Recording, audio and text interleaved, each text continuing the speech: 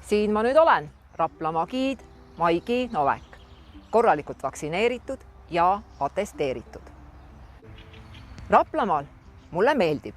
Olen siin sündinud, kasvanud ja vahelduva eduga erinevates haridusasutustes töötanud. Viimased 10 aastat tutvustan turismigruppidele oma kodumaakonda. Linnud kogunevad rändamiseks parvedesse, nii ka inimesed.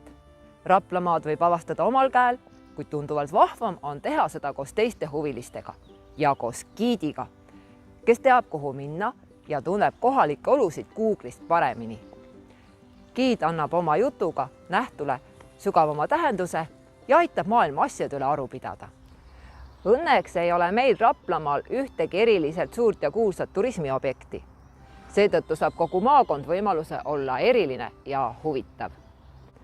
Te ärge mitte lootkegi, et teil õnnestub ühe päevaga kogu Raplamaale tiir peale teha. Minuga koos kulub kõigi põnevate nurgataguste läbiuurimiseks üle nädala. Lisaks bussireisidele kutsun krapsakaid astujaid kultuuriloolisele jõepromenaadi matkale. Koroona-ajastul on see osutunud iseäranis populaarseks. 5 kilomeetrit värsket õhku iga ilmaga ja Rapla linna vaatamisväärsused pole ju paha.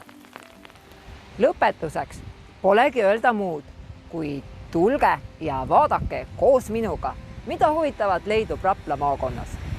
Tulge ja vaadake oma silmaga, missugune linn on Rapla, kas väike ja puust või suur ja kivist või meeldivalt roheline ja promenaadiga, jõepromenaadiga. Olete oodatud!